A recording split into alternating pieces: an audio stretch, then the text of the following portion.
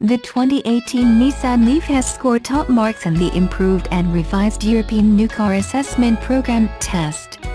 Under the new Euro NCAP, there is a host of new tests including assessing the performance of autonomous emergency braking (AEB) systems which can detect cyclists.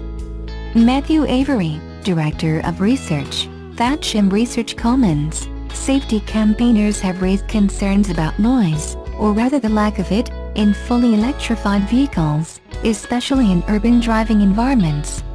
This is why standard-fit AEB systems that can detect vulnerable road users should be fundamental to any electric vehicle's suite of safety technologies, as the Nissan Leaf demonstrates. Avery also highlighted the performance of the Nissan Leaf in impact testing. He said, "Nissan has done a great job considering the additional challenges pure electric propulsion presents. Chief amongst those is the additional weight an electric battery brings, which must also be protected in the event of a crash. In none of the tests did we see any compromise of the battery. In fact, the Nissan Leaf achieved maximum points in the side pole crash test, showing good containment of the battery. In the test, the Leaf earned a 93% rating for adult safety and an 86% rating for child protection.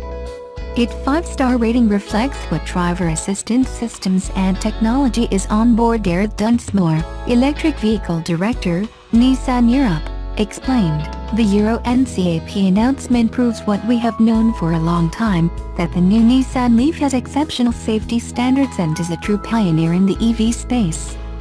This shows that our customers can fully trust our Nissan Intelligent Mobility vision. We are on a path to transform the way we drive and the way we live."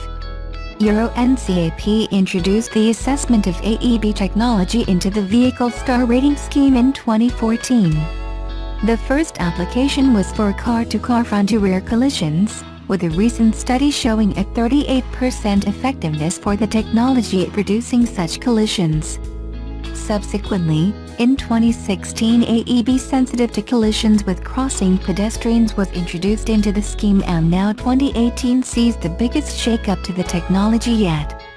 The protocols so cover more real-world crash scenarios including 1. Offset AEB scenarios where the car partially overlaps at the point of impact with the vehicle ahead were added to supplement the original full overlap car-to-car AEB test. 2. A walking-in road scenario and testing during darkness were added to existing crossing pedestrian scenarios. 3. Scenarios for collisions with cyclists both crossing and riding along the road were also included.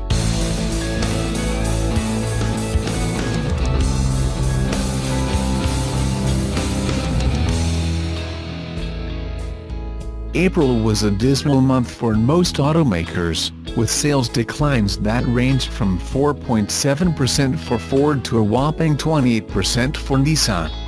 So here comes mighty little Subaru, which claimed the month as the best April in its history. The gain is entirely attributable to the Crosstrek, which is all new for 2018.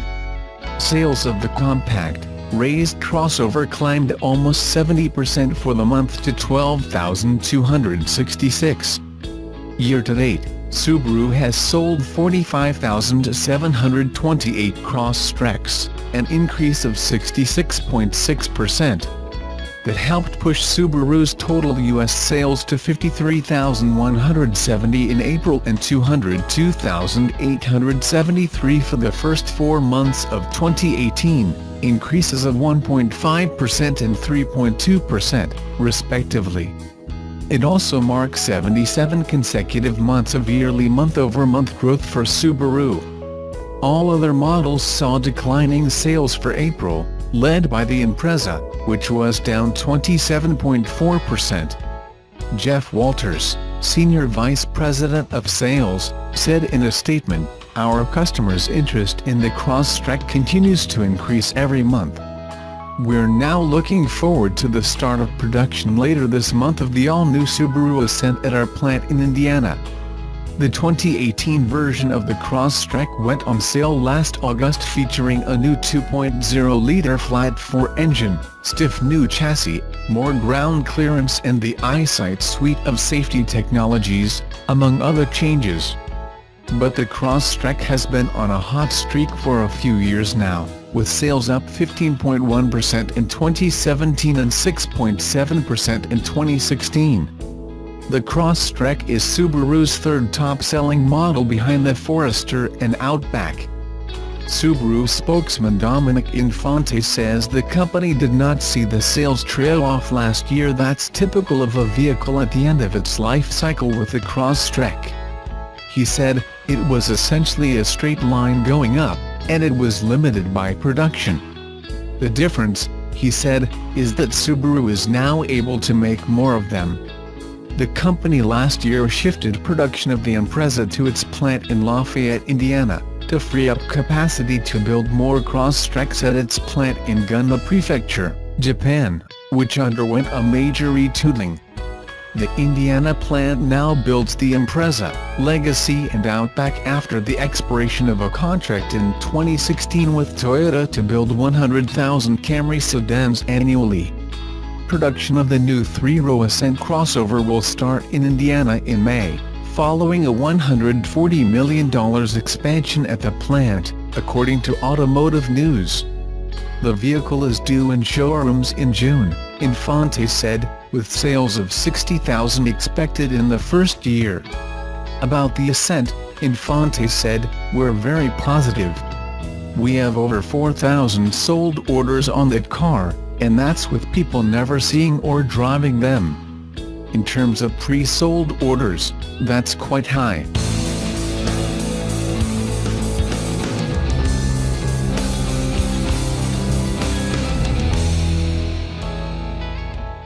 The new Nissan Leaf has revitalized sales of the Japanese automaker's flagship electric car in several markets, including its own home market and in Europe, but it has yet to have a significant effect on U.S. sales. Now Leaf sales in the U.S. are just starting to slowly pick up.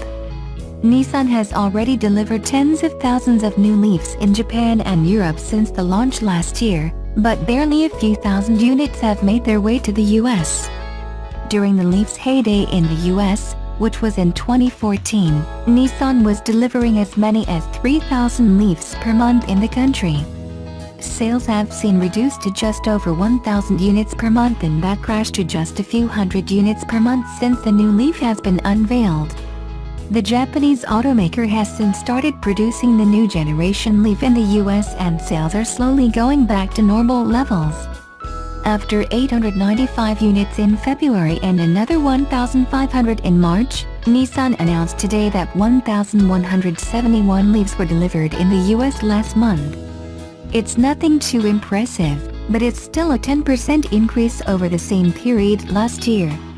While some EV buyers were disappointed by the new Leaf for not featuring enough upgrades, especially a lack of longer-range battery pack with active thermal management, Nissan did introduce several new upgrades without increasing the price of the vehicle. It positions the vehicle as significantly cheaper than the Tesla Model 3 and the Chevy Bolt EV. A leak earlier this year showed that Nissan is planning to add a new powertrain to the next-gen Leaf in the 2019 version, which should make the Leaf more competitive with those vehicles, but it is also expected to increase the price. The new version of the vehicle would feature a 60 kWh battery pack as expected, but also a new 160 kW electric motor and 11 to 22 kW onboard charger. The new battery pack would also be widely different from Nissan's previous battery pack technology. It is expected to be equipped with cells from LG instead of AESC, Nissan's own battery company, which they sold this summer, and a new thermal management system. Those changes are also expected to enable a higher DC fast charging rate of 100 kW. We expect to hear more about the new version in the coming months.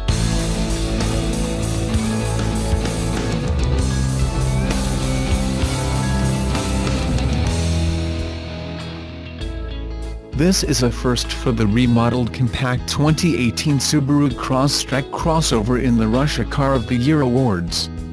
It wins its first global nomination for being the best off-road vehicle in the compact SUV category, and the 2018 Subaru Forester is recognized as the most reliable car in 2018.